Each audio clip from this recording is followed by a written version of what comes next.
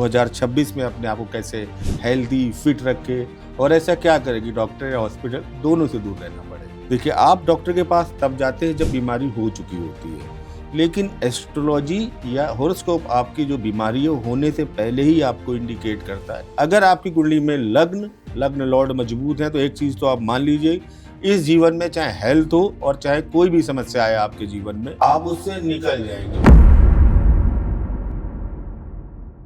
Mental stress एक बड़ी चीज निकल कर आ रही है कि सब कुछ है व्यक्ति के जीवन में, लेकिन कहीं ना कहीं डिप्रेशन है, एंजाइटी है, इम्पल्सिवनेस है। अगर आपका पीड़ित हो रहा है, मेलेफिक प्लैनेट के इम्पैक्ट में आ रहा है, तो भ्रम, परेशानी, बेचैनी, anxiety, impulsiveness, overthinking, restless mind, नींद ना आना, ये सारी कंडीशंस यहाँ से आती है। क्या हम एस्ट्रोलॉजी के थ्रू कौन सी बीमारी आने वाली है, क्या हम इसे पहले से जान सकते हैं? डायबिटीज, थायराइड, पीसीओएस, पीसीओडी, इसके लिए कौन से प्लैनेटरी कॉम्बिनेशंस रिस्पॉन्सिबल है? तो डायबिटीज के लिए जो प्लैनेट हम देखते हैं वो प्लैनेट आपका हो गया जैसे कि ऑटिज्म, एडीएचडी। तो इस तरीके से हम कैसे एस्ट्रोलॉजिकली इससे बचाव कर सकते हैं? जितनी इस तरह की बीमारी है जो आपको बाई बर्थ हो रही है, आपके 3 प्लैनेट रिस्पॉन्सिबल है, जो कि तो सर, आजकल कैंसर को क्या हम पहले से एस्ट्रोलॉजिकली जान सकते हैं? ऐसे बहुत सारे एस्पेक्ट हैं जो ये दिखाते हैं कि आपकी कुंडली कैंसर के लिए प्रोन। सर, आजकल बच्चे जन्म से ही किसी न किसी बीमारियों से ग्रसित हो रहे हैं, तो ऐसे में क्या प्लैनेटरी कॉम्बिनेशंस इसके लिए रिस्पॉन्सिबल है? वो कितनी इम्पैक्ट करेंगी, उनमें कितना सुधार होगा, ये चार्ट देख के पता चल सकता है। इम्पोर्टेंस, नपुंसकता एंड सेक्सुअल वीकनेस, इसके लिए कौन से प्लैनेटरी कॉम्बिनेशंस रिस्पॉन्सिबल है? आज का जो हम पॉडकास्ट शुरू कर रहे हैं, ये एक तरीके से आपको मेडिकल गाइडेंस देगा, एस्ट्रो मेडिकल गाइडेंस।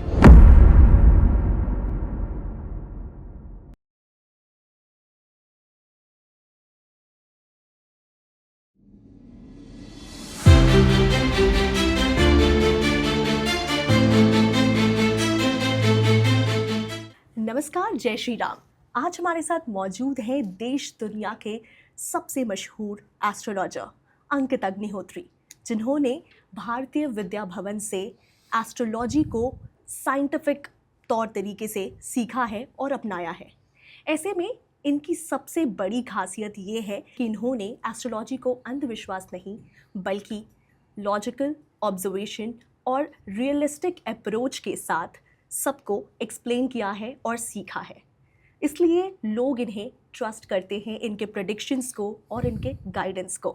तो आज के इस पॉडकास्ट में हम आपके हेल्थ के बारे में एक ऐसे राज खोलेंगे जो शायद आपके रिपोर्ट्स भी टाइम पर नहीं बता पाते हैं। अगर आप इस पॉडकास्ट को अंत तक देखेंगे तो आप अपने हेल्थ को लेकर और भी ज़्यादा अवेयर, अलर्ट और सबसे ज़्यादा प्रोटेक्टिव और प्रिकॉशियस हो जाएंगे। Stay tuned with today's podcast, क्योंकि हम लेयर बाय लेयर आज के पॉडकास्ट में आपके हेल्थ के सीक्रेट्स जानने वाले हैं। आज का ये podcast is actually a astro health checkup. So let's begin. Thank you so much and सभी दर्शकों को मेरा प्यार भरा नमस्कार। बिल्कुल आप ठीक कह रही हैं कि आज का जो हम पॉडकास्ट शुरू कर रहे हैं, ये एक तरीके से आपको मेडिकल गाइडेंस देगा, एस्ट्रो मेडिकल गाइडेंस। कैसे आप आने वाली जो अपनी डिजीज़, बीमारियां हैं, उन्हें कवर अप कर सकते हैं, कैसे आप किसी प्रिवेंटिव इंफॉर्मेशन का यूज़ करके अपनी चीज़ों को बेटर कर सकते हैं। तो आज का पॉडकास्ट हम यही जानेंगे कि कैसे हम इन चीज़ों को और बेटर कर सकते हैं। 2026 आ रहा है, तो ऑडियंस अपने 2026 में अपने आप को कैसे हेल्दी फिट रखे और ऐसा क्या करें कि डॉक्टर या हॉस्पिटल दोनों से दूर रहना पड़े। बिल्कुल सर, जनरली हम एस्ट्रोलॉजी के थ्रू किसी भी पर्सन या व्यक्ति के पर्सनालिटी और कैरेक्टर के बारे में जान सकते हैं, लेकिन क्या हम एस्ट्रोलॉजी के थ्रू क्या उनके हम हेल्थ चेकअप्स या हेल्थ टेंडेंसीज के बारे में भी जान सकते हैं?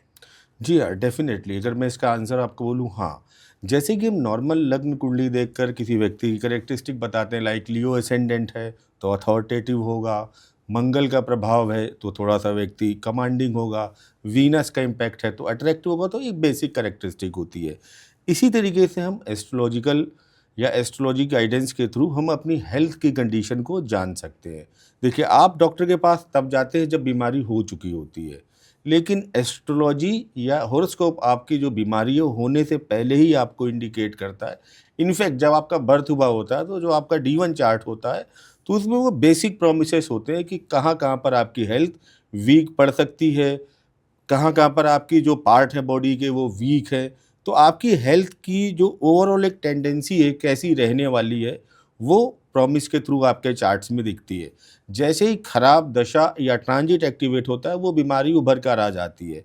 तो एस्ट्रोलॉजिकली हम किसी की कुंडली का पूरा एक हेल्थ चेकअप करके बता सकते हैं कि ये कुंडली एस्ट्रोलॉजिकली या मेडिकली कितनी फिट है, कौन सी दशा में कौन से समय में बीमारी उभर कर आने के चांसेस ज़्यादा हैं। या फिर आप यूँ कहें कि हम ये बता सकते हैं कि ये जो पार्ट है इसका ये वीक है, आपको यहाँ पर ध्यान रखना चाहिए। देखिए जैसे कहा गया है कि गीता में कहा गया है कि जो आत्मा है कॉन्टिन्यू ट्रांसफर हो रही है। नैनन छिन्दन्ति शस्त्राणि नैनन दहति पावका ना चैनन क्लेदवंतात्पो ना शोषयति मारुता। ये जो आत्मा है ये कॉन्टिन्यू एक शरीर से दूसरे शरीर में जा रही है। तो आपको हर बार कुछ सुख और दुख भोगने पड़ेंगे। तो ये जो बॉडी आपको मिलती है, शरीर मिलता है इस जीवन में, ये ऋषि मुनि कहते हैं एक हाड़ मांस का वो नहीं है। ये वो इंस्ट्रूमेंट है जिसमें आपके जीवन के दुख सुख रोग बीमारी सब कुछ इस शरीर को ही भोगने होंगे। आत्मा तो अजर है, अविनाशी है। तो ये आपका जो लग्न चार्ट है ये आपकी एक एस्ट्रोलॉजिकली आपकी मेडिकल कंडीशंस या हेल्थ कंडीशन को बहुत अच्छे से इंडिकेट करता है। सर ये तो बहुत ही मज़ेदार की बात है कि हम पहले ही कुंडली देखकर हम एनालाइज कर सकते हैं। बट इससे जुड़ा हुआ एक और सवाल ये है जी। कि क्या हम किसी व्यक्ति का अगर हमारे पास हॉरोस्कोप आता है तो क्या उसके health of point of view से कि क्या वो वीक है या उनके हेल्थ वाइज वो स्ट्रांग है, क्या हम किसी भी व्यक्ति का एनालाइज कर सकते हैं हेल्थ कि वो वीक है या स्ट्रांग है? डेफिनेटली कर सकते हैं। देखिए हेल्थ के लिए बोला गया कुछ पर्टिकुलर कॉम्बिनेशंस होने चाहिए। जैसे कि आपकी मेडिकल रिपोर्ट बताती है कि आपकी ये चीज़ ठीक होनी चाहिए, चीज़ ठीक होनी चाहिए। एस्ट्रोलॉजी में भी आपके कुछ पर्टिकुलर कॉम्बिनेशन है। जैसे कि बोला गया है कि आपका एसेंडेंट एंड लग्न लॉर्ड स्ट्रॉन्ग है, सन एंड मून की कंडीशन आपके चार्ट में स्ट्रॉन्ग है, और क्लासिकल प्रिंसिपल कहता है लग्न शुभ कर्तरी में है आपका एसेंडेंट। आपके जो मेलेफिक प्लैनेट है वो कुंडली के 3, 6, 11 में बेस्ड हैं। शुभ ग्रह जो है वो केंद्र त्रिकोण में है। जुपिटर 5, 7, 9 में बैठ के कहीं ना कहीं आपके लग्न को देख रहा है। लग्न आपका वर्गोत्तम है। तो ये जब हम कोई कैलकुलेशंस किसी के चार्ट्स में देखते हैं तो हम कह सकते हैं कि ये एक हेल्दी व्यक्ति की कुंडली है। स्वास्थ्य संबंधी समस्याएं देखिए आपको हमको सबको आएंगी, जुकाम बुखार। ये आपकी जो कॉम्बिनेशंस ये बताते हैं कि जब हेल्थ खराब होगी तो ये व्यक्ति कितना रजिस्ट कर पाएगा, कितना ये इससे फाइट कर पाएगा, बीमारी इस पर कितना इम्पैक्ट डालेगी। तो ये जो सारे कॉम्बिनेशंस हैं ये हमें क्या इंडिकेट कर रहे हैं कि आपकी जो कुंडली है वो एक स्ट्रॉन्ग व्यक्ति की कुंडली है। और सामान्यतः इसके जीवन में हेल्थ को लेके कोई मेजर इशूज़ नहीं है। देखिए 3 चीज़ें अगर आपकी स्ट्रॉन्ग है, एसेंडेंट लग्न लग्न लॉर्ड सन एंड मून, तो आपका आधा काम तो ऐसे ही हो गया। एसेंडेंट या लग्न को आपका इंजन बोला गया रेलगाड़ी का। अगर आपकी कुंडली में लग्न लग्न लॉर्ड मजबूत है तो एक चीज़ तो आप मान लीजिए, इस जीवन में चाहे हेल्थ हो और चाहे कोई भी समस्या आए आपके जीवन में, आप उससे निकल जाएंगे, ओवरकम कर देंगे। जैसे इंजन अगर मजबूत हो रेलगाड़ी का तो क्या होगा, पीछे के कुछ डब्बे अगर थोड़े बहुत ऊपर नीचे हो भी गए तो वो ट्रैक पे रखे रहेगा, निकलने नहीं देगा। लेकिन यहाँ पर अब वीक हेल्थ के कॉम्बिनेशन भी होते हैं कि व्यक्ति का जन्म गंडांत लग्न गंडांत की स्थिति में हो रहा है। नहीं कि ऐसे लोगों की हेल्थ के थोड़े सी दूर रहते हैं जो जिनके एसेंडेंट की डिग्री 28, 29 से 30 डिग्री या 1 डिग्री के बीच में, 0 से 3 डिग्री के बीच में, तो ये लग्न गंडांत की स्थिति बोली जाएगी। लग्न उनका पाप कर्तरी में हो, ठीक है, उनके जो लग्न का लग्न लॉर्ड का जो रिलेशन है, कुछ टर्म यूज़ होते हैं टेक्निकल टर्म्स हैं, उनका जो रिलेशन है वो कहीं से भी 22वें ड्रेस कोड के लॉर्ड से बन रहा हो, 64वें नवमांश लॉर्ड से बन रहा हो, 85 द्वादशांश लॉर्ड है जो उनके साथ बन रहा हो लग्न का, तो ये वीकनेस दिखाएगा। लग्न कहीं ना कहीं सर्प दृश कोण की कंडीशन में आ रहा हो, ये वीकनेस दिखाएगा। चंद्रमा पीड़ित है, सूर्य पीड़ित है, ये एक वीकनेस दिखाएगा। तो देखिए मेडिकल साइंस अपना काम करेगी। बीमार होंगे तो आपको डॉक्टर के पास ही जाना पड़ेगा डेफिनेटली। तो यहाँ पर ये नहीं समझना चाहिए कि मेडिकल साइंस को ही रिप्लेस कर सकती है। ये आपको उन चीज़ों को आने की जो संभावनाएं है पहले ही बता सकती है। सपोज आपकी कुंडली में सूर्य पीड़ित है, 5th हाउस भी पीड़ित है, कि एग्जांपल दे रहा हूँ, लियो साइन भी पीड़ित है, तो ये एक टेंडेंसी दिखाता है कि ये आपको बीपी या हार्ट रिलेटेड प्रॉब्लम दे सकता है। तो अब आपके पास एक इन्फॉर्मेशन है कि आप इस इन्फॉर्मेशन का यूज़ करके अपनी हेल्थ को बेटर रखिए। कोई यहाँ पर अगर आपको दिक्कत लगती है डायग्नोज कीजिए, मॉर्निंग वॉक कीजिए। हाँ, अगर आपको हार्ट अटैक आ जाएगा तो उस टाइम एस्ट्रोलॉजर ये नहीं कहेगा कि आप ये बैठ करो, तो डॉक्टर के पास जाना ही पड़ेगा। तो जो आपकी मेडिकल साइंस है वो डायग्नोज करने की साइंस है। जो ये एस्ट्रोलॉजी है, मेडिकल एस्ट्रोलॉजी, ये टेंडेंसी बताती है कि आपका इस वक्त ये पार्ट ऐसे कमज़ोर हो सकता है, तो आप इसको अपने लाइफस्टाइल को ठीक करके अपने आप को प्रॉपर गाइडेंस और सारी चीज़ें जो आप कर सकते हैं फिट रखने के लिए वो कीजिए, देखिए आपको उसका प्रभाव आएगा। तो एस्ट्रोलॉजी या मेडिकल एस्ट्रोलॉजी को आप ऐसे प्रिवेंटिव इन्फॉर्मेशन, अपनी हेल्थ का एक गाइडेंस कि कहाँ पर मुझे अपने हेल्थ में इस बार, यानी इस बार का मतलब इस लाइफ में ध्यान रखना है और कहाँ मैं स्ट्रॉन्ग हूँ। तो ये आपको जब अपनी वीकनेस और स्ट्रॉन्ग पार्ट दोनों पता होंगे तो मुझे लगता है कि आप अपने स्वास्थ्य का, अपनी हेल्थ का एक अच्छा तालमेल बना पाएंगे। डेफिनेटली, मतलब मुझे ऐसा लगता है जब हम पहले से ही अवेयर हो जाएं जी। कि हमारे ग्रह नक्षत्र और हमारे एस्ट्रोलॉजिकल तारे नक्षत्र ये कह रहे हैं कि हमें ये बीमारी हो सकती है और हम जी। पहले से ही अवेयर और अलर्ट हो जाए, तो मुझे लगता है इससे अच्छी बात और क्या होगी। और ये पॉडकास्ट भी बहुत ही मज़ेदार हो रहा है क्योंकि हम अभी से ही अपने हेल्थ को लेकर काफ़ी अवेयर हो जाएंगे। सो गाइज, आप लोग बिल्कुल बने रहें और खासकर अपने हेल्थ को लेकर, मेडिकल इश्यूज़ को लेकर फ़िलहाल अभी से ही अलर्ट हो जाएं।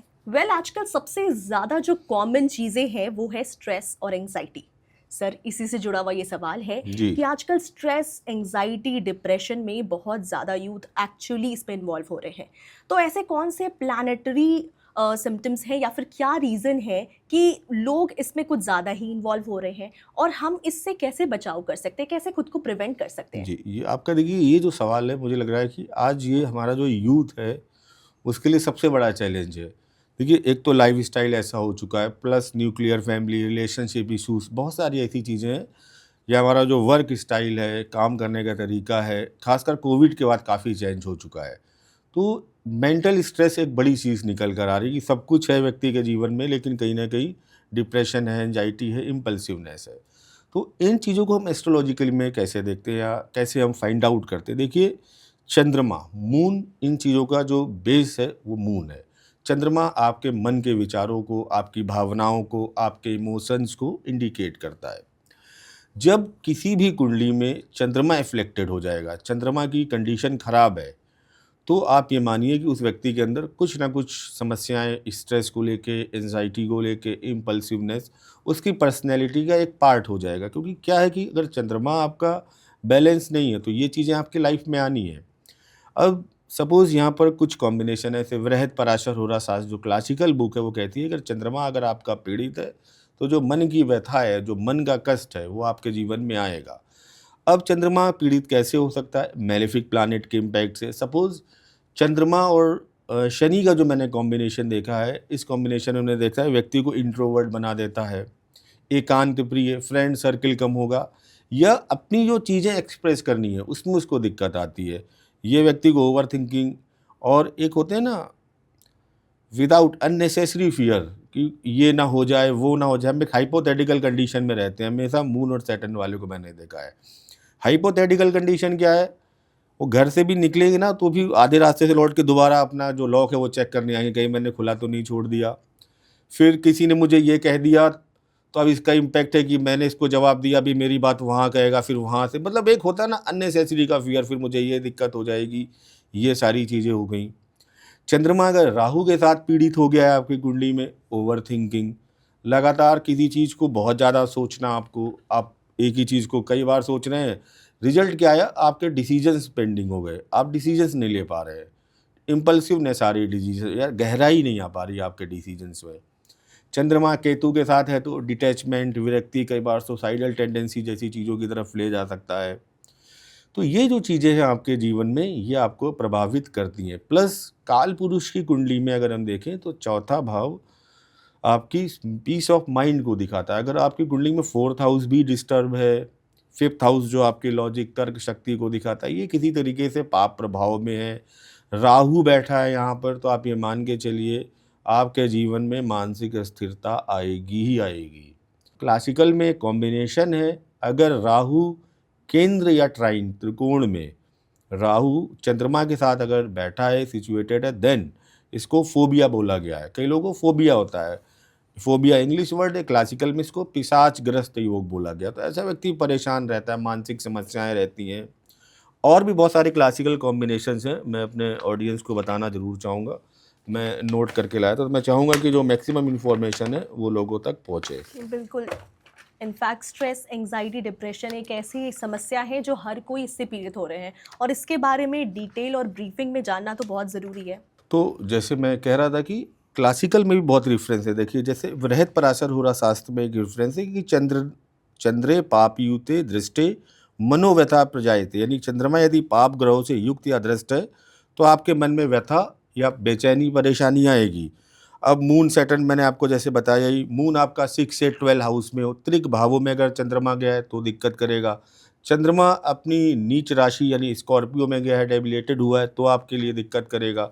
तो ये जितनी कंडीशंस हैं आपके मून की, ये खराब कंडीशंस है। आपका रिजल्ट क्या है, ये चीज़ें आपको बताई हैं, जैसे कि मानसिक अस्थिरता। शारावली जो एक और बुक है, ये कहती है कि अगर राहु मन से संबंधित भावों में हो तो जातक को भ्रम, चिंता, भय, ये सारी चीज़ें हो सकती है।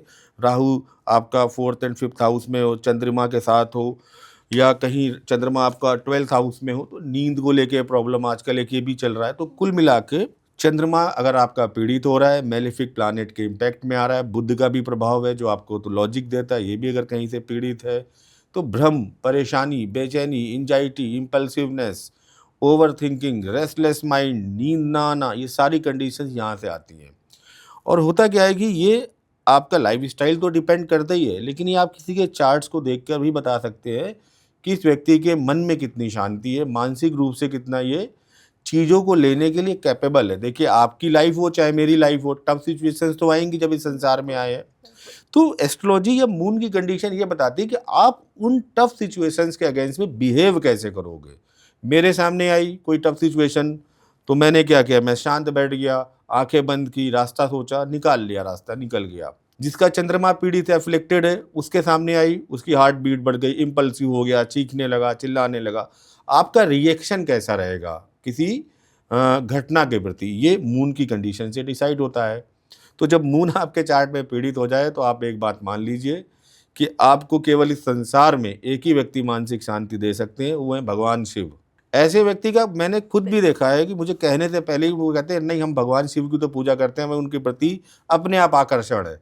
जिनका भी मून एफ्लेक्टेड है उनका भगवान शिव के प्रति आकर्षण होता है। तो उनको करना क्या चाहिए, उनको एक तो मेडिटेशन जरूर करना चाहिए अपनी लाइफ में 10-15 मिनट। अगर ऐसी कंडीशन है किसी के चार्ट में कि आपका चंद्रमा पीड़ित है, राहु केतु एक्सेस में है, शनि के साथ है, मेलेफिक प्रभाव में है, तो आपको मेडिटेशन करना शुरू करना चाहिए। सामान्यतः महामृत्युंजय मंत्र जो कि ओम त्र्यंबकम यजामहे, इसका आप पाठ कीजिए। आप 5 बार कीजिए, 11 बार कीजिए, या भगवान शिव की मानस पूजा करना शुरू कीजिए।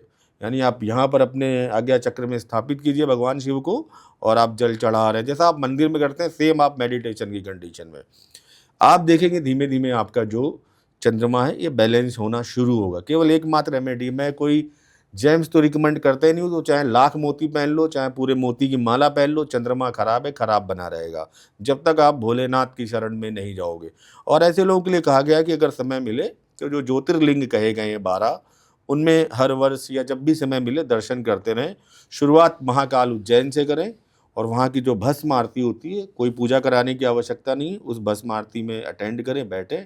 आप देखिए आपको ये जो जितनी चीज़ें हैं, डिप्रेशन, एंजाइटी, समस्याएं आएंगी, ऐसा नहीं हो सकता, लेकिन ये जो कंडीशन, उन समस्याओं से लड़ने में आपका जो इम्पैक्ट है वो बेहतर होगा, अच्छा होगा। आपकी जो डीलिंग होगी उनके साथ अच्छी होगी। नहीं तो क्या होगा कि समस्याएं आई, आप होपलेस हो गए, आप डिप्रेशन में चले गए। दो ही तरह के व्यक्ति होते हैं समस्या आने पर, या तो जो अपना जो धनुष है उठा लेते हैं पुरुषार्थ के लिए कि मुझे और मेहनत करनी है, या फिर जो किसी अवसाद में चले गए, बंद कमरे में चले गए। तो भगवान भोलेनाथ की भी कृपा आएगी, चंद्रमा भी ठीक होगा, आप अपने जीवन में अच्छे और बेहतर डिसीजंस ले पाएंगे। ये तो बहुत ही आसान तरीका था। इनफैक्ट इसमें हमें भोले बाबा की सिर्फ और सिर्फ पूजा करनी है, प्रार्थना आप करनी देखिए है। भोले बाबा यहाँ धारण किए हुए। चंद्रमा बहुत चंचल प्लानेट बोला गया है। साइंटिफिकली भी कोई प्लानेट को 30 डिग्री क्रॉस करने में सैटर्न जैसे प्लानेट को ऑलमोस्ट 2.5 ईयर लगते हैं, लेकिन यही चंद्रमा 30 डिग्री क्रॉस कर जाता है 2.5 डे में, 2.5 दिन में। तो ये जो कंडीशन है चंद्रमा की, ये मन की जो स्थिरता है उसको तो कंट्रोल करना चाहिए जीवन। जिसने कहते हैं मन को साध लिया उसको हराने वाला कोई नहीं। आपके जीवन की समस्या क्या है? मन नहीं लगता जी, पढ़ने बैठते हैं मन नहीं लगता, बिल्कुल। इस काम में मन नहीं लगता, तो मन को ही ठीक कर लो ना, सीधी बात है। आप बैठे हो, आपको पता ही नहीं कब दिन हो रहा है कब रात हो रहा है, मन आपका वहीं पर कॉन्सेंट्रेट है जहाँ पर आप हो। नहीं तो अभी अब बच्चों के साथ सबसे ज़्यादा समस्या आती है, आधे घंटे बाद खेलने चलते हैं, वो बिल्कुल, कॉन्सेंट्रेट सबसे नहीं कर ज़्यादा। पाते। और बड़ों के साथ भी समस्या आती है कि ऊब गए हैं, मन नहीं लग रहा है। मन अगर स्थिर है तो आपको आपके जीवन में जो विजय श्री का जो तिलक है लगाने से कोई नहीं रोक सकता। वाह! ये बहुत ही सच में कमाल की बात है कि कैसे हम अपनी स्ट्रेस, एंग्ज़ायटी, डिप्रेशन इन सब पे एक फुल स्टॉप लगा सकते हैं। तो ये एक बहुत ही कॉमन सा सवाल है। मतलब मुझे लगता है जो हमारे ऑडियंस होंगे वो देख रहे होंगे और उनके दिमाग में भी ये सवाल ज़रूर आ रहा होगा कि क्या हम एस्ट्रोलॉजी के थ्रू क्या हम हमारी कुंडली में या हमारे कुंडली में कौन-सी बीमारी आने वाली है, क्या हम इसे पहले से जान सकते हैं? जी, और इसके साथ-साथ हम क्या इसे किस लेवल पर हमें क्योर करना चाहिए? ये हम कैसे जानें कि हम किस लेवल पर ही आकर इसका क्योर करें? बिल्कुल ठीक सवाल है आपका। कि सबसे पहले मैंने कहा कि किसी भी बीमारी का तो सबसे पहले तो आपके चार्ट में प्रॉमिस इंडिकेट होगा।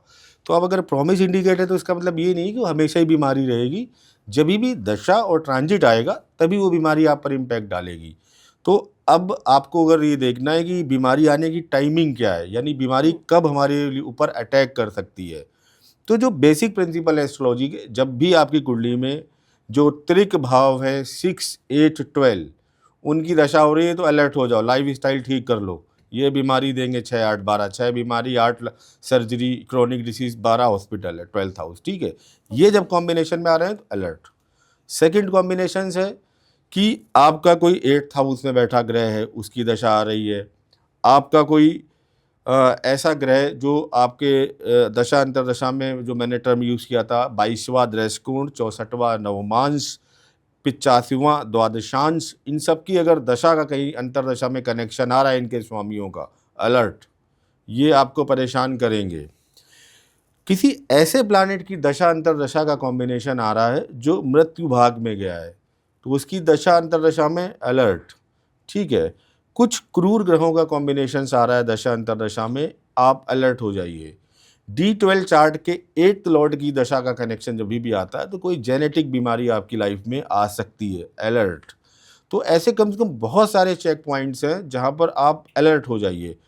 प्रॉमिस था आपके चार्ट में बीमारी का, वो आपको पता था, लेकिन ये दशा आपको वो टाइम डिफाइन करेगी कि भाई ये दशा आ गई आपकी 22वें दृष्टिकोण की दशा, अंतरदशा का संबंध है जो कि आपका लगभग 1 साल रहेगा, उसको और नैरो डाउन कर देगा ट्रांजिट। जब कोई खराब ट्रांजिट हो रहा होगा, दशा भी खराब है, सपोज 64वें नवमांश की दशा चल रही है जो आपकी लग्न को प्रभावित कर रहा है और ट्रांजिट भी खराब आ गया है, 6 से 12 हाउस से मूवमेंट शुरू हुआ है, देन फिर वो आपके लिए एकदम अलर्ट हो जाने वाला टाइम है। तो उसमें करना क्या चाहिए आपको? एस्ट्रोलॉजिकली आपको एक गाइडेंस मिल जाएगा कि जैसे आपका 2026 में मुझे सितंबर अक्टूबर में दिखता है कि आपको कुछ ना कुछ हेल्थ रिलेटेड इश्यूज आएंगे और आपकी कुंडली में जो कॉम्बिनेशंस बन रहे हैं ये कहीं ना कहीं आपके जो डाइजेशन सिस्टम है उस पर अटैक करेंगे, लीवर पर आपके अटैक हो सकता है, उससे रिलेटेड कोई प्रॉब्लम आ सकती है स्टमक। तो आप अलर्ट हो जाइए। अब आपके पास प्रिवेंटिव इन्फॉर्मेशन है, आपने अपना लाइफ स्टाइल ठीक कर लिया, दवा टाइम पर लेनी शुरू कर दी, जहाँ पर आपको हल्की फुल्की दिक्कत दिखी आपने तुरंत डॉक्टर को कंसल्ट किया, उसने दवा दी, चीज़ आई निकल गई।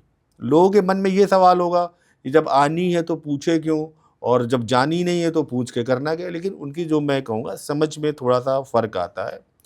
एस्ट्रोलॉजी कोई किसी चीज़ को फिक्स नहीं कर देती। अगर हम किसी चीज़ को फिक्स कर दें कि आपके जीवन में ऐसा ही होगा तो Correct. कर्म सिद्धांत को चुनौती है, भगवान श्री कृष्ण को चुनौती है। आपका जो जीवन होता है, आप समझिए एस्ट्रोलॉजी की टेंडेंसी या पैटर्न क्या है।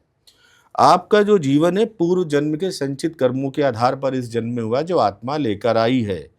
उसी संचित कर्मों के आधार पर आपको प्रारब्ध का एक भाग, एक पैटर्न दे दिया जाएगा कि ये आपके इस जीवन का पैटर्न है।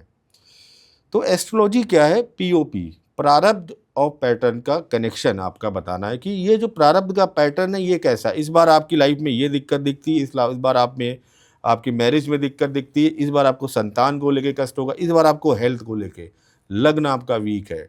तो ये आपको कॉम्बिनेशन बता जाता है कि पैटर्न है ये। तो इस पैटर्न को ईश्वर की प्रार्थना से, अपने पुरुषार्थ से आप बदल सकते हैं। इसको फ्री विल की लिमिट कहते हैं। आप जब कर्म सिद्धांत पढ़ेंगी, ये उन लोगों के लिए कन्फ्यूजन है जो कहते हैं कि जो होना है वो होगा ही, तो हम पता क्यों करें, कोई एस्ट्रोलॉजी की जरूरत नहीं। लेकिन कर्म की भी 3 गति बताई गई है, 3 प्रकार के कर्म बताए गए हैं। ये कर्म है आपके फिक्स कर्मा, दृढ़ कर्म, फिर आते हैं आपके अदृढ़ कर्म यानी फ्लेक्सिबल कर्मा, और फिर कुछ सेमी फ्लेक्सिबल कर्मा। तो अगर आपके कुछ ऐसे कर्म हैं जो फ्लेक्सिबल कर्मा के अंतर्गत आ रहे हैं, तो आप उसमें बदल कर सकते हैं। उसमें अपना पुरुषार्थ लगा के और ईश्वर की प्रार्थना लगा के आप अपने जो इस जीवन के प्रारब्ध है, पैटर्न को, उसमें बदलाव कर सकते हैं।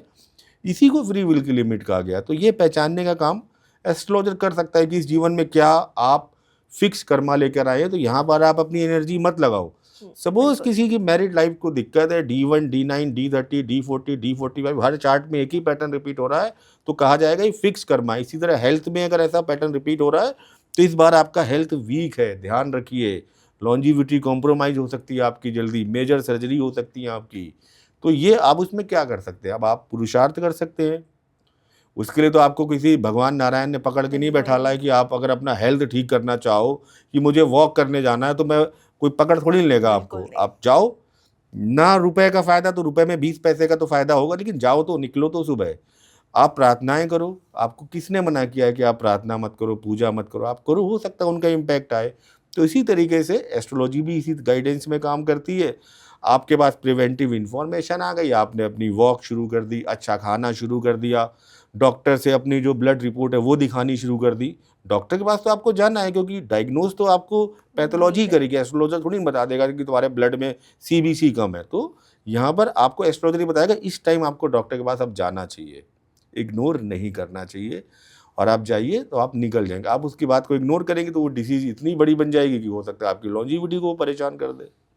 मुझे ऐसा लगता है कि ये एक एस्ट्रोलॉजी एक अलार्म सेट करते हैं हमारे अलार्म। लिए। यस, जैसे हम सुबह उठने के लिए एक अलार्म लगाते हैं और फिर सुबह उठते हैं, वैसे ही अगर हमारे अंदर कोई बीमारियां हैं तो एस्ट्रोलॉजी एक तरह से अलार्म है जो कि अलार्म सेट करती है। इस वक्त आपको अपने डॉक्टर से, अपने किसी भी फिजियोथेरेपी या जिससे भी जो भी जुड़ी हुई आपकी बीमारी है या समस्या है उससे मिलने की ज़रूरत है। तो ये जो अलार्म सेट है, मुझे लगता है इस पर हमें बिलीव भी करना चाहिए और इसे फॉलो भी करना चाहिए। देखिए, बिलीव तो मैं आपको बताऊँ क्यों करना चाहिए, मैं साइंटिफिक रीजन भी देता हूँ। जैसे सर्दियाँ चल रही हैं अभी, अब हमारी बॉडी पर सूर्य का प्रभाव होता है। जिस दिन आप देखो अगर अच्छी सनलाइट निकली है तो आप कहोगे आज मैं अपने सारे पेंटिंग काम कर दूंगी। करेक्ट। नहीं भी निकलने का मन है ना आपका, तो आप निकलोगी। अब जिस दिन सूर्य नहीं निकला है, सन आपका अच्छे से राइज नहीं हुआ है, धुंधला है, कोहरा है, तो आप कहोगे एक काम करते हैं कल आएंगे, आज रहने दो। आज बिल्कुल। सर्दी भी बहुत है, विजिबिलिटी भी नहीं है। तो आपकी बॉडी को देखिए, जो इतनी दूर करोड़ है सूर्य, वो आपकी बॉडी पर इतना इम्पैक्ट डाल रहा है कि सनलाइट, क्यों डॉक्टर कहते हैं कि सनलाइट में बैठो। दिल्ली जैसे शहरों में विटामिन D की दवा लेनी पड़ती लोगों को, सनलाइट नहीं ले पा रहे। तो प्लानिटरी तो आप पर आ रहा है। आप अमावस्या वाले दिन देखिए, आपका मन फ्लक्चुएट होगा चंद्रमा की वजह से। और देखिए, मैं हर आदमी को कह रहा हूँ कि आपके पूरे महीने में कुछ ना कुछ ऐसे दिन आते होंगे जब आपको अननेसेसरी स्ट्रेस होता है। आज लो फील हो रहा है, आज मन नहीं लग रहा, आज ऐसा लग रहा है सब बेकार है।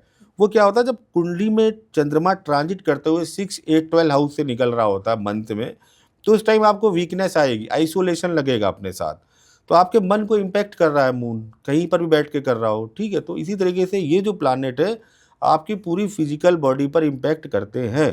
सो मेरा ये जो नेक्स्ट सवाल है वो आप सबसे ही जुड़ा हुआ है, क्योंकि आजकल जो बीमारियां जो सबसे ज़्यादा आप लोग फेस कर रहे हैं इस प्रॉब्लम को, डायबिटीज़, थायराइड, PCOS, PCOD।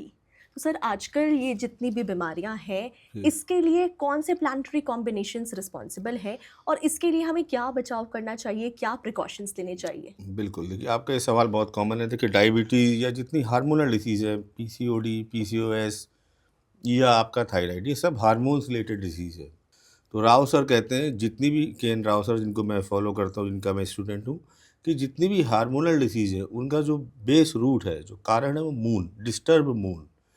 यानी अगर आपकी कुंडली में मून डिस्टर्ब है तो हार्मोनल डिसीज़ होने के चांसेस या जो टेंडेंसी बढ़ जाएगी। अब आपने जैसे डायबिटीज़ की बात की, तो डायबिटीज़ के लिए जो प्लैनेट हम देखते हैं वो प्लैनेट आपका हो गया, जुपिटर को हम शुगर के लिए देखते हैं, वीनस को हम पैंक्रियास के लिए देखते हैं, 5th हाउस को हम पैंक्रियास के लिए देखते हैं।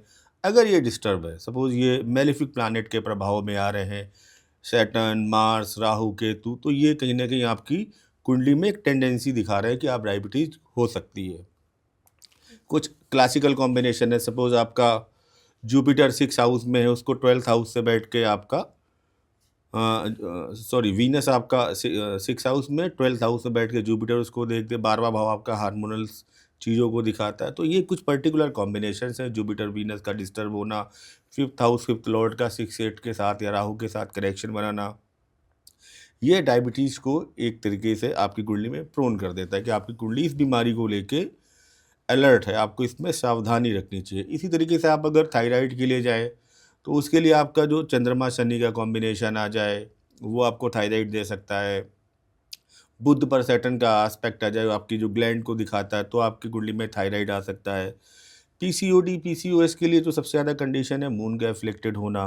मून अगर आपका एफ्लिक्टेड हो रहा है, कहीं ना कहीं राहु के प्रभाव में जा रहा है, तो ये आपको 6-8-12 में जा रहा है। तो मैंने देखा है अगर मून एफ्लिक्टेड है, 6-8-12 के साथ कनेक्शन बना रहा है, तो पीसीओएस, पीसीओडीज या जो भी इरेगुलेशन है इनका, लेडीज़ की प्रॉब्लम्स, वहाँ पर ये होने के चांसेस बहुत ज़्यादा हो जाते हैं।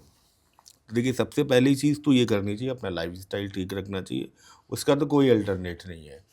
उसके बाद इन चीज़ों को ठीक करने के लिए, जैसे कि आपको डायबिटीज़ ठीक करनी है या ठीक करनी है, तो जो संबंधित प्लानेट है आप उनकी रेमेडी कीजिए। सपोज आप बृहस्पति वीनस आपका इम्पैक्टफुल तरीके से ख़राब है, तो आप बीज मंत्र का जाप कीजिए, बृहस्पति से रिलेटेड कोई चैरिटी कीजिए, लाइक किसी बच्चे के एजुकेशन में हेल्प कीजिए। तो ये सारी चीज़ें आपको रिलैक्स करेंगी, आराम करेंगी। लेकिन सबसे ज़्यादा ज़रूरी क्या है, सबसे पहले तो एस्ट्रोलॉजर आपको ये बता देगा आपकी कुंडली इस बीमारी को लेके प्रोन है, सही दशा ट्रांजिट आने पर ये एक्टिवेट होगी। तो आप अभी से लाइफस्टाइल ठीक रखो। ये कॉम्बिनेशंस आपके में आ रहे हैं जो मैंने फाइंड आउट किए, तो ये आपको परेशान करेंगे। जैसे कि इनके अलावा जब हम डिविजनल चार्ट में भी इन कॉम्बिनेशंस को देखते हैं, लाइक D3 का हम देखते हैं दृष्टिकोण, D6 चार्ट जो आपकी रोग की प्रवृत्ति या उनको बताएगा, D8 चार्ट जो ये बताता है कि ये जो रोग है सर्जिकल ऑपरेशन होगा नहीं होगा, क्रॉनिक डिसीज, लंबी बीमारियों को दिखाता है। D30 चार्ट ये कष्ट कितना ज़्यादा रहेगा, कितना आपको दुखी करेगा मन को। तो ये सारे कॉम्बिनेशंस मैं कर दूँगा डेप्थ एनालिसिस के। जैसे इन चीज़ों को सुन के कोई एक कॉम्बिनेशन सुन के अपने में चेक करने लगे, तो वो तो वही बात हो जाएगी कि गूगल में आप पढ़ लो कि सर में दर्द हो रहा है, तो वो कई बीमारियां बता देगा कि सर दर्द तो कई जगह कई वजह से हो सकता है, उसमें कैंसर भी लिख देगा, उसमें चक्कर आते हैं, तो आप सोचने लगोगे मुझे कैंसर हो जाएगा। तो अगर कोई डेप्थ एनालिसिस करके आपके चार्ट को बता रहा है, तो आपको अलर्ट रहना चाहिए, सावधान रहना चाहिए और अपने लाइफ स्टाइल को ठीक रखना चाहिए। एस्ट्रोलॉजी आपकी ये हेल्प करेगी। एस्ट्रोलॉजी ये हेल्प नहीं कर सकती कि आपको डॉक्टर को रिप्लेस कर देगी। डॉक्टर को रिप्लेस कोई नहीं कर सकता। अगर आपको समस्या आई है, एस्ट्रोलॉजी केवल आपको सही टाइम पर डॉक्टर के पास जाने के लिए, सही टाइम पर आपको अलर्ट करने के लिए हेल्प करेगी। खासकर सर हमारी कुंडली में ऐसी कौन सी चीज़ें होती हैं जो हमें बीमारियों से बचाती है? बिल्कुल ठीक बात है। जैसे मैंने स्टार्टिंग में कहा था, अगर कुछ आपकी कुंडली में अच्छे एस्पेक्ट हैं, जैसे लग्न का शुभ कर्तरी में होना, लग्न का वर्गोत्तम होना, लग्न पर नैसर्गिक शुभ ग्रह का प्रभाव या दृष्टि होना, अधिकतर शुभ ग्रह केंद्र या त्रिकोण में होना, मेलेफिक 3, 6, 11 में होना, लग्न शुभ कर्तरी में होना, ये एक वैक्सीनेशन का काम कर रहे हैं, जिसको देख के आप बता सकते हैं कि इस कुंडली में बीमारी बहुत ज़्यादा कुछ कर नहीं पाएगी। आप लोग देखते हैं बहुत सारे सब कुछ कर रहे हैं लेकिन कुंडली स्ट्रॉन्ग है, तो ज़्यादा दिक्कत है। जैसे मैं एक लाइफ स्टाइल बता दूं, संजय दत्त के बारे में सभी ने सुना होगा, उनका लाइफ स्टाइल बहुत डिस्टर्ब है, लेकिन उनकी कुंडली अगर आप देखें तो स्ट्रॉन्ग, बीमारियों का बहुत ज़्यादा इम्पैक्ट उन पर हमें दिखता नहीं है।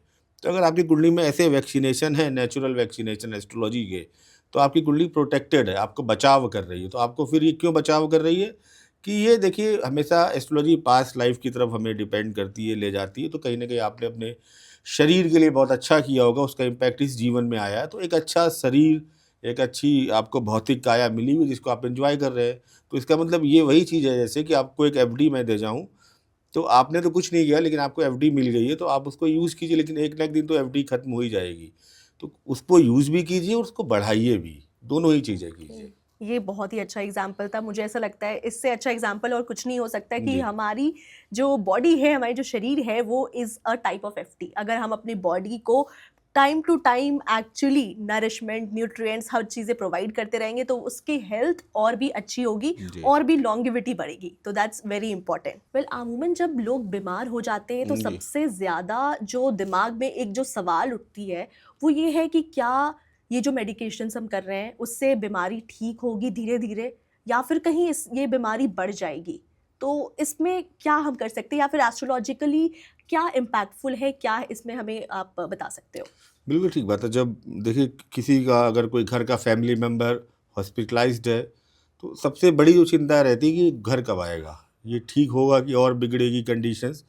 तो जो आपकी आउटकम दशाएं प्रत्यंतर हो, चाहे आपकी महादशा अंतरदशा हो, कोई भी हो, ये आपकी जो हेल्थ की कंडीशन को इंडिकेट करती हैं। एक खराब महादशा या अंतरदशा या प्रत्यंतर आ रहा है, इट मीन्स कि हेल्थ खराब होगी। और ठीक है, हेल्थ खराब चल रही है, उसके बाद मार्केज का कहीं से दशा से संबंध आना है, तो हेल्थ में कॉम्प्लिकेशंस बढ़ने हैं। अगर आपकी हेल्थ खराब चल रही है, उसके बाद कोई शुभ दशा आ रही है, शुभ ग्रह की दशा केंद्र त्रिकोण की आ रही है, शुभ ट्रांजिट हो रहा है, इट मीन्स रिकवरी होगी, व्यक्ति डेफिनेटली आपका बेहतर होगा।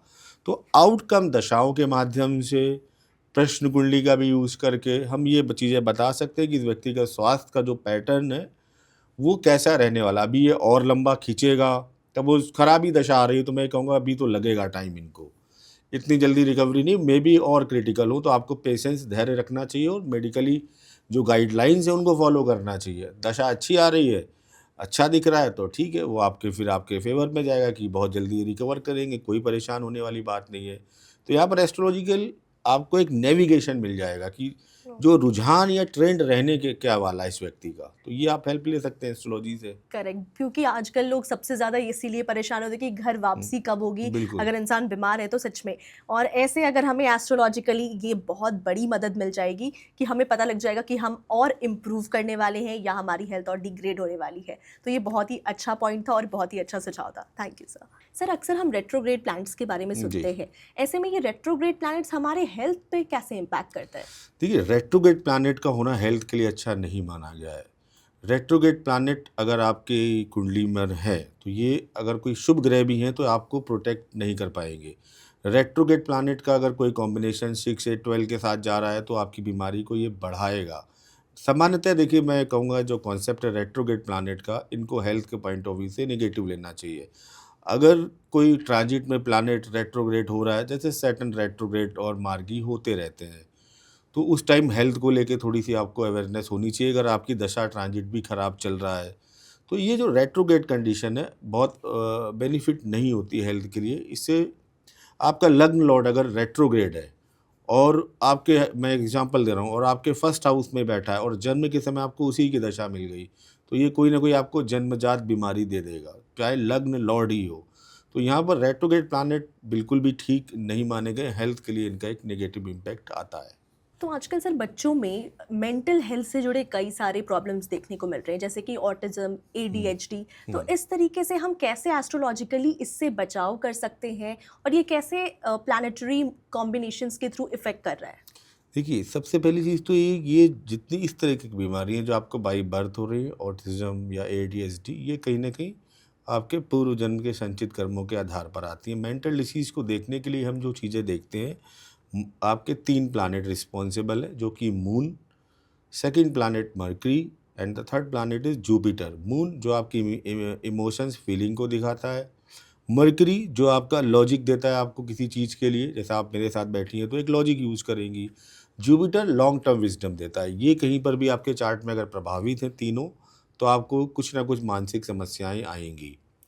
प्लस कुंडली के जो हाउसेस हैं जो इसके लिए रिस्पॉन्सिबल है, थर्ड हाउस जो आपको साहस देता है चीज़ों को करने का, चौथा हाउस जिसे आपके मानसिक शांति या पीस ऑफ माइंड का हाउस बोला गया है, पांचवा हाउस जो तर्क शक्ति आपको देता है, ये आपके एफ्लिक्टेड हैं, पाप प्रभाव में है। तो यहाँ पर अब आपकी कुंडली प्रोन हो जाती है कि किसी न किसी तरीके की जो मेंटल डिसीज है हो सकती है। जैसे जातक तत्व हम बताता है, कई लोग अग्रेशन के बहुत इश्यूज रहते हैं। तो अगर आपका first and seventh house Jupiter and आपका मंगल एक बैठे हैं, तो कहीं ना कहीं आपको अग्रेशंस बहुत ज़्यादा होंगे। शनि मंगल एक साथ बैठे हैं तो व्यक्ति शॉर्ट टेम्परामेंट की तरफ जा सकता है। ADHD ऑटिज्म के लिए मरकरी बहुत ज़्यादा इम्पैक्टफुल तरीके से ख़राब है आपकी कुंडली में, तो ये कहीं ना कहीं आपको इन चीज़ों में ले जा सकता है। और देखिए, ऑटिज्म और जो बाकी बीमारी कही, इसमें कहीं ना कहीं 5th 8th और लग्न का भी कनेक्शन आएगा, क्योंकि ये पास्ट लाइफ के कर्मा के थ्रू आपके जीवन में इस बार ट्रांसफ़र हुई हैं। अब आ गई हैं तो उसका हमें सबसे पहले तो ये मानना चाहिए कि आपके पास अगर कोई व्यक्ति आ गया ऐसा बच्चा घर में, तो ये कहीं ना कहीं उसके लिए आपको अपनी जो ड्यूटीज़ है वो कंप्लीट करनी चाहिए।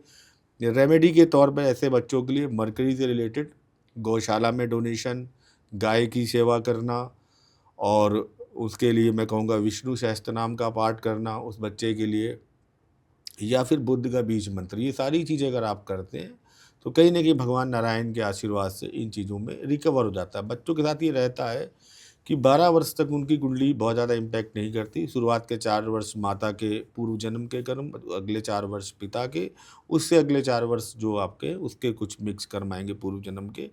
तो कई बार 12 वर्ष के बाद देखा गया है कि अगर अच्छे कॉम्बिनेशन तो सुप्रभाव व दृष्टि में तो बच्चे रिकवर कर जाते हैं, नॉर्मल लाइफ स्टाइल में आ जाते हैं। ये मैंने आपसे कई बार अक्सर सुना कि पूर्व जन्म की वजह से बीमारियां इस जन्म में होती है।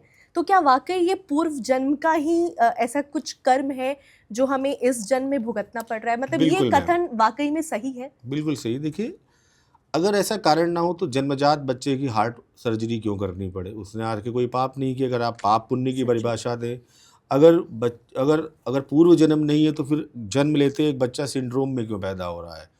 डाउन सिंड्रोम, एडीएचडी आप कह रहे हो, ऑटिज्म कह रहे हो, उसने कोई गलती नहीं हो, तो निरपराध है आपके हिसाब से या हमारे हिसाब से, इस जन्म के हिसाब से। लेकिन कर्म सिद्धांत ये कहता है कि आपका शरीर नया है लेकिन ये आत्मा पुरानी है और इसके ऊपर बहुत सारे पुण्य और पापों का बोझ है। उनको लेके इसने प्रवेश किया एक नई काया में। तो जैसे अकाउंट एक एक आपकी मार्च के एंड में 31 मार्च को एक बुक क्लोज कर दी जाती है ना, बिल्कुल। तो जो कुछ बच जाता है वो 1 अप्रैल को डेबिट क्रेडिट चढ़ाते हैं ना, आप ख़त्म थोड़ी कर देते हैं। यही आपकी लाइफ की डेबिट क्रेडिट है। अगर यहाँ बच गया है, यहाँ आएगा कैरी फॉरवर्ड करके, चाहे वो प्लस बचा हो चाहे माइनस बचा हो। अगर जीरो हो गया इट मीन्स मोक्ष। तो जीरो तो होता ही नहीं किसी का, जब तक आप जन्म जन्मांतर के बंधन में है वो आएगा आपके पास। तो इसलिए आपको मैं एक एग्जांपल देता हूँ लेमैन की लैंग्वेज में। आप किसी स्कूल में पढ़ती होंगी बचपन में, आप सपोज 5th स्टैंडर्ड में पढ़ती हो, आपने एक शैतानी की हो अपने किसी फ्रेंड के साथ। सपोज उसका जो लंच बॉक्स है या जो उसने होमवर्क करके लाया था, आपने जब वो नहीं था तो उस फाड़ के फेंक दिया, ख़राब कर दिया। उसका परिणाम क्या हुआ कि उस बच्चे को पनिशमेंट मिला, या आपके कारण आपके फ्रेंड को कष्ट आया। अब क्या है, आपको तो पता था आपने किया है, तो जब उसको पता चलेगा तो आप पर वो रिएक्ट करने आएगा। तो आपका रिएक्शन बहुत नॉर्मल होना चाहिए।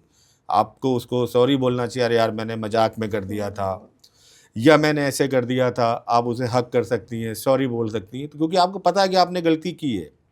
तो यही आपका इस जन्म में भी, बस हमें फ़र्क ही होता है कि हमें पूर्व जन्म का ज्ञात नहीं होता कि हम कहाँ पर गलती करके आए। तो ये जो बंधन आते हैं ना हमारे जीवन में, ये इसी वजह से आते हैं, जिसको हम ऋणानुबंधन बोलते हैं। चाहे शरीर का बंधन हो, आत्मा का बंधन हो, कौन इस जीवन में कष्ट देगा, कौन तारेगा, कौन वारेगा, सब आप पीछे से लेकर आ रहे हो अपनी लॉग बुक से, जिसको कर्म का खाता बोलते हैं। ये तो बहुत ही मज़ेदार था, क्योंकि हम अब ये जानने को हमें मिल रहा है कि हम पूर्व जन्म के जो कर्म हैं वो शायद हमें अभी इस जन्म में मिलते हैं। तो मैं तो अभी फ़िलहाल सबको इनफैक्ट यही बोलना चाहूँगी कि अभी अपने इस प्रेजेंट लाइफ में आप किसी को हर्ट मत करना, बिल्कुल, क्योंकि मन क्रम कहीं वचन से ये आप ना हो गलत कि मत आप करो। इस जन्म में भी किसी को हर्ट करें और ये फिर नेक्स्ट जन्म में आपको इसका खाता और पूरी तरीके से आपको भुगतना पड़ सकता है। तो अगर हम बात कर रहे हैं बीमारियों की, तो ऐसे में कैंसर, जो कि एक बहुत फ़िलहाल लोगों इससे बहुत ज़्यादा परेशान हो रहे हैं।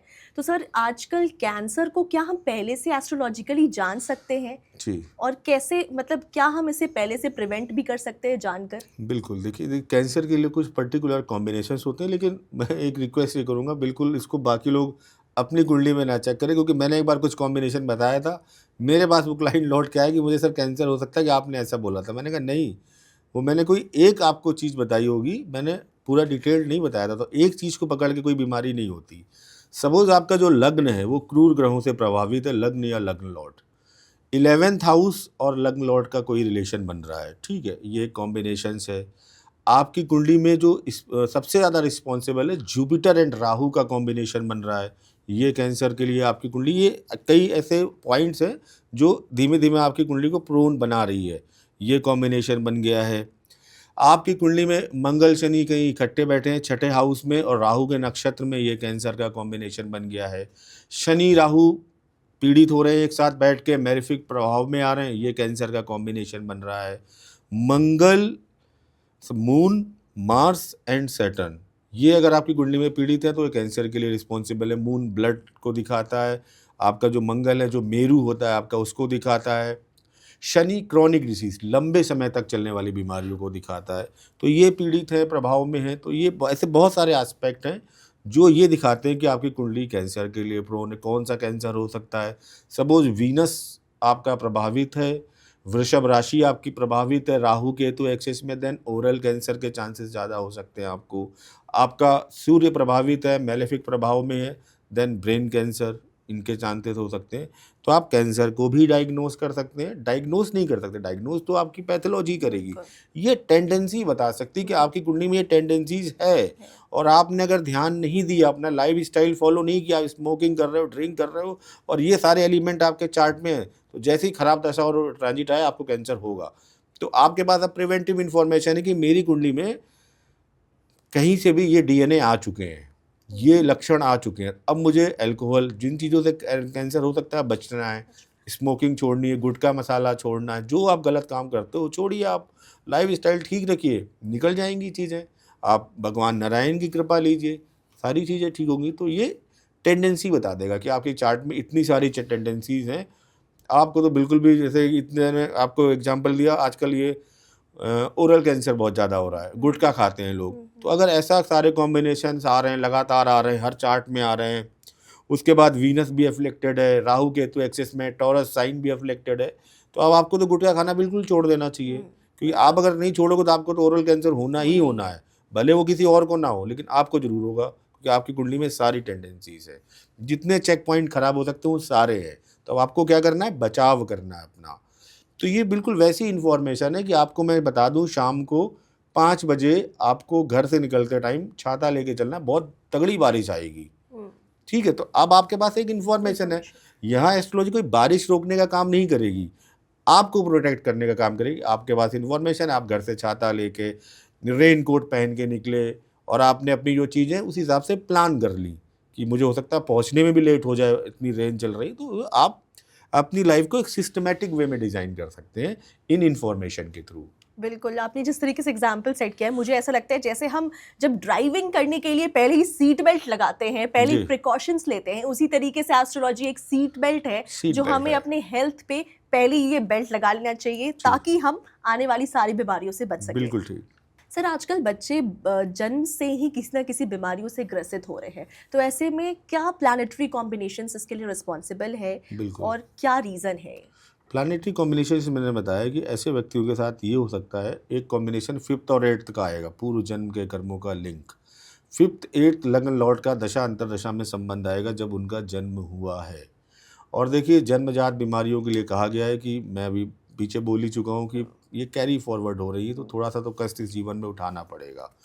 वो कितनी इम्पैक्ट करेंगी, उनमें कितना सुधार होगा, ये चार्ट देख के पता चल सकता है कि भाई ये टेम्परेरी हैं, शुभ प्रभाव में अगर लग्न है और ये थोड़ी बहुत टेम्परेरी कंडीशन है तो ठीक हो जाएंगी, ये और बिगड़ेंगी, खराब होंगी, ये डिटेल्ड एनालिसिस का सब्जेक्ट आ जाता है। तो जन्म जात बीमारियां थोड़ी सी व्यक्ति को परेशान तो करती है, लेकिन सहर्ष भाव से स्वीकार करना चाहिए, और हमें ईश्वर से ही प्रार्थना करनी चाहिए कि इनसे बच्चों को मुक्ति मिले।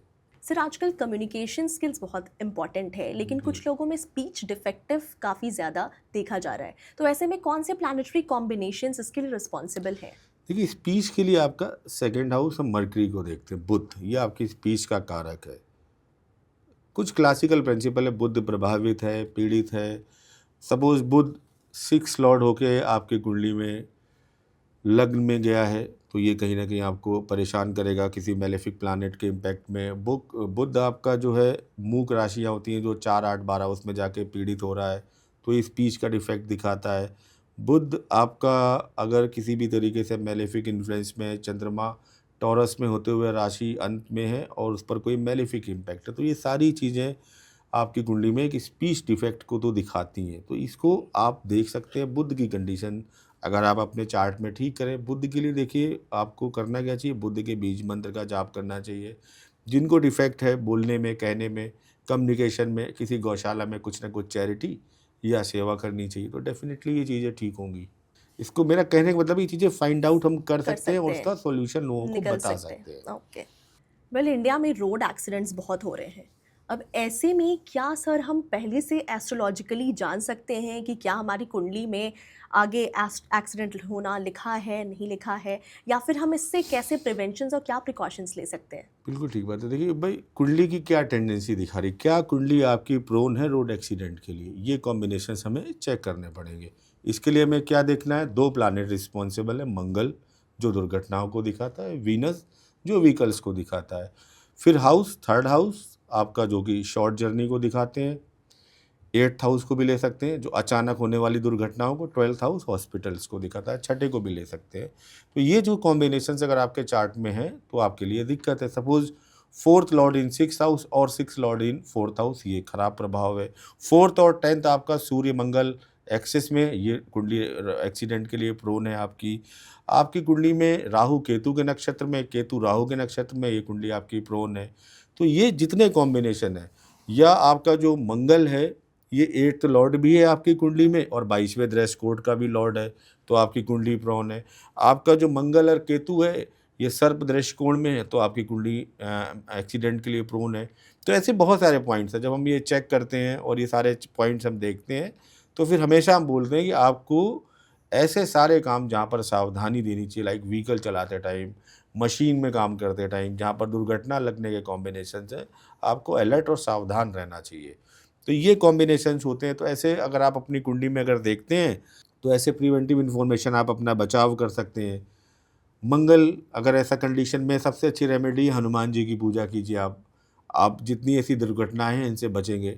लोग गलत जो करते हैं सबसे ज़्यादा हिंदुस्तान में, जो रोड एक्सीडेंट होते हैं, मैं एक सबसे कॉमन मिस्टेक देखता हूँ जो किसी को नहीं करनी चाहिए और शायद ही हर कार वाले, इस कंपनी वाले भी कर देते हैं। जैसे ही आप कार लोगे आपको एक भगवान की मूर्ति दे देंगे, लगा लो आप बिल्कुल। लगा लो, वो कोई दिक्कत नहीं है। लेकिन वहाँ पर लगाने के बाद कुछ लोग तो वो फॉलो करते हैं कि भाई अब आप ईश्वर के समक्ष बैठो, स्मोकिंग ड्रिंक कार में नहीं करना चाहिए। आप मंदिर में बैठ के सिगरेट पी पाओगे? नहीं। बिल्कुल नहीं। अब सामने गणेश जी बैठे हैं, इधर जाम लग गया, हम लगे पड़े हैं स्मोकिंग करने में। या शाम को गुड़गांव से दिल्ली आते टाइम लंबा ट्रैफिक जाम है तो हमने कार में ही कारोबार शुरू कर दिया। तो आप भगवान का डिसरिस्पेक्ट कर रहे हो वहाँ पर। या तो रखो ही मत, वहाँ लगा दो आप कुछ भी अच्छा था, सीनरी पेंटिंग। एक ये मत रखो क्योंकि भगवान के सामने फिर भगवान भी कहता है कितना धर्म करोगे। एक तो ये मत करो। और इन एक्सीडेंट से बचने के लिए आप हनुमान चालीसा का पाठ किया करो। तो जीवन में ऐसे दो संकट हैं, अगर आएंगे भी तो बहुत कम होके, न्यून होके निकल जाएंगे। ये बिल्कुल बहुत ही मज़ेदार बात थी। एक्चुअली हमने भी कभी नोटिस नहीं किया होगा अपनी लाइफ में कि सच में हम भगवान की मूर्ति सामने रखकर और कार में हमें भी नहीं पता कि हम क्या कर रहे हैं। क्या कर तो रहे हैं? एक्चुअली हमें इससे प्रिकॉशंस और प्रिवेंट एक्चुअली करना चाहिए, हमें ये नहीं करना चाहिए ताकि हम एक्सीडेंट्स या किसी भी खतरे से बच सकें। इम्पोर्टेंस, नपुंसकता एंड सेक्सुअल वीकनेस, इसके लिए कौन से प्लानिटरी कॉम्बिनेशंस रिस्पॉन्सिबल है और ऐसे हम क्या रेमेडीज अपनाएं जो इससे हम प्रिकॉशंस ले सकें? ये भी एक बड़ी प्रॉब्लम है, सेक्सुअल प्रॉब्लम्स लोगों को एक्चुअली आ रही हैं। देखिए इसके लिए जो प्लैनेट रिस्पॉन्सिबल है वो एक तो वीनस को ही आपकी इन सारी चीज़ों को रिप्रेजेंट करने वाला बताया गया। सूर्य जो कि आपका आत्मबल है, टेस्टोस्टेरोन हार्मोन्स को दिखाता है, ये पीड़ित है। मून जो कि आपके हार्मोनल डिसबैलेंस को दिखाता है, ये पीड़ित है। तो ऐसे कुछ कॉम्बिनेशंस आपकी कुंडली में है। कुंडली का सेवन्थ हाउस, एट्थ हाउस जो सेक्सुअल प्लेजर, ट्वेल्थ हाउस जो आपका बेडरूम, ये हाउसेस पीड़ित है। अब ट्वेल्थ हाउस में सैटर्न बैठा है अगर किसी व्यक्ति के, तो कहीं ना कहीं उसके जो कंफर्ट ऑफ बेड है उसको खत्म करेगा। एट्थ हाउस एफ्लिक्टेड है तो जो आपका इंद्रिय सुख, सेक्सुअल प्लेजर है, वो उसको खत्म करेगा। तो ये हाउसेज रिस्पॉन्सिबल है। ये प्रभाव में अगर है तो दिक्कत आएगी। प्लस कुछ पर्टिकुलर कॉम्बिनेशंस बताए गए हैं, जैसे कि आपका शनि शुक्र 10th हाउस में बैठे हो तो ये खराब कॉम्बिनेशन है। सूर्य चंद्रमा विषम राशियों में हो, एक दूसरे को देख रहे हो, तो ये इन चीज़ों को और प्रोन कर देते हैं। बुध और शनि आपके विषम राशियों में हो तो ये भी इस चीज़ को कर देते हैं। तो ऐसे बहुत सारे कॉम्बिनेशन जो इन वीकनेस को दिखाते हैं। तो अब इस प्रॉब्लम को करने के लिए हमें करना क्या चाहिए? सबसे पहले तो वीनस को स्ट्रॉन्ग करना चाहिए। वीनस को स्ट्रॉन्ग करने का एकमात्र तरीका है माँ दुर्गा की आराधना करें। ऐसे लोग, ठीक है, दुर्गा सप्तशती का पाठ करें। दुर्गा सप्तशती के अलावा सूर्य को स्ट्रॉन्ग करें, जो उनकी इम्यूनिटी को बढ़ाएगा, जो उनके अंदर की स्ट्रेंथ को बढ़ाएगा। तो आप क्या करें, आदित्य हृदय स्रोत का पाठ करना शुरू करें, सूर्य को जल देना शुरू करें। तो यहाँ से आपको इनर स्ट्रेंथ आएगी। तो जो आपकी ये जो डिसबैलेंसेस, और चंद्रमा तो आपको ठीक करना ही है, तो वो आप भगवान शिव के साथ ठीक कीजिए। देखिए सारी रेमेडीज़ घर पर ही आपको करनी, आप कीजिए। आप देखेंगे करने के बाद आपको इनसे ज़रूर रिलैक्सेशन मिलेगा। अगर कोई व्यक्ति हॉस्पिटल में आईसीयू में एडमिट है तो ऐसे में हम कैसे जान सकते हैं कि वो और उसकी हेल्थ कंडीशंस इम्प्रूव होगी या फिर और वर्सन हो जाएगी या फिर और ख़राब कंडीशंस हो जाएंगे? मतलब आप ये कहना चाह रहे हैं अगर आईसीयू में गया है कोई व्यक्ति, वो घर आएगा कि आईसीयू से ही क्या दिखने वाला है? बिल्कुल, ये बहुत ही इसके लिए देखिए जो यूज़ करते हैं हम कोट चक्र का यूज़ करते हैं। कोट चक्र आपके 28 नक्षत्रों पर आधारित होता है, 28वां यानी अभिजीत नक्षत्र को भी लेते हैं। तो जिस दिन व्यक्ति आपका हॉस्पिटलाइज्ड है आईसीयू में, तो उस दिन का आप कोट चक्र बनाइए, जन्मकालीन नक्षत्र पर बेस्ड है। उसमें 2 टर्म यूज़ होते हैं, कोटपाल एंड कोट स्वामी। अगर आपका जो कोट स्वामी है वो अंदर आ रहा है, जो ट्रांजिट लगाएंगे आप, कोटपाल बाहर आ रहा है जो कि सेनापति है, शुभ ग्रह आपके अंदर की तरफ आ रहे हैं, अशुभ ग्रह बाहर की तरफ जा रहे हैं, तो एक पूरा एक चक्र टाइप का बनता है जहाँ से आप देख सकते हैं कि रिकवर करेगा। मैं एक लाइव एग्जांपल देखता हूँ जिसे मैंने काम किया था। रतन टाटा 9 दिसंबर 2024 को उनकी डेथ हुई थी। तो उस दिन का जब हम कोट चक्र बना रहे हैं, कोई भी बना के चेक कर सकता है, तो उस दिन के कोट चक्र में उनके जो कोट स्वामी है, जिनको कि यानी राजा, उसको किले के अंदर होना चाहिए, वो बाहर है। कोटपाल जो कि सेनापति है, उसको बाहर होना चाहिए लड़ने के लिए, वो अंदर है। तो ये सारे कॉम्बिनेशन दिखा रहे थे कि उस दिन उनको कुछ ना कुछ आईसीयू के बाद हो सकता है। तो आप कोट चक्र का अगर सही ढंग से इस्तेमाल करेंगे तो आप व्यक्ति मरीज की स्थिति का आकलन बता सकते हैं कि अब होने वाला क्या है।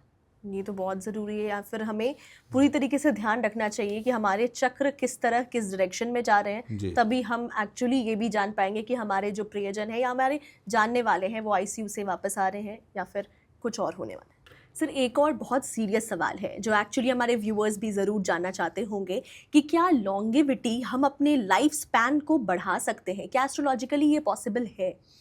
देखिए लाइफ स्पैन को तो कोई नहीं बढ़ा सकता अगर हम प्रैक्टिकली देखें।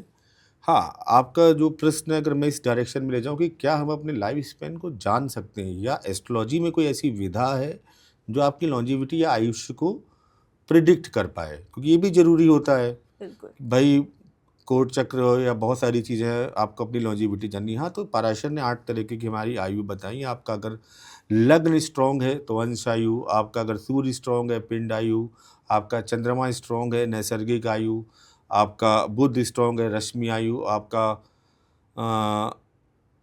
जुपिटर स्ट्रॉन्ग है तो नक्षत्र आयु, शुक्र स्ट्रॉन्ग है तो काल चक्र आयु, शनि स्ट्रॉन्ग है तो सर्वाष्टक आयु, मंगल स्ट्रॉन्ग है तो भिन्नाष्टक आयु। 8 तरीके के मेथड है जहाँ से आप किसी की लॉन्जिविटी निकाल सकते हैं।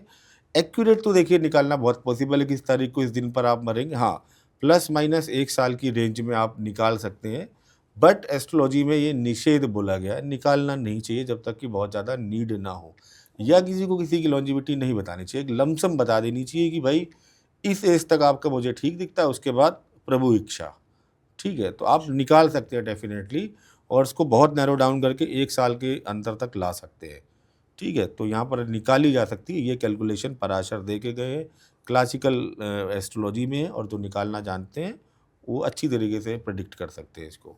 वैसे जैसे हम हर 6 महीने में अपना रेगुलर हेल्थ चेकअप कराते हैं, तो क्या हम एस्ट्रोलॉजिकली भी अपना हेल्थ चेकअप करा सकते हैं? और अगर करा सकते हैं तो एक क्या टाइम पीरियड या क्या ड्यूरेशन होना चाहिए उस हेल्थ चेकअप का? देखिए मेरा तो ये मानना है कि नव वर्ष पर हम इधर उधर फिजूल खर्ची करते हैं, डॉक्टर के बीमार होने के बाद जाते हैं। तो मेरे हिसाब से तो हर वर्ष व्यक्ति को अपना एक मेडिकल चेकअप करा लेना चाहिए कि भैया कहीं 22वां दृष्टिकोण की दशा तो नहीं लग रही है, 64वें नवमांश की दशा तो नहीं लग रही है, 6, 8, 12 एक्टिवेटेड तो नहीं हो रहे हैं इस साल।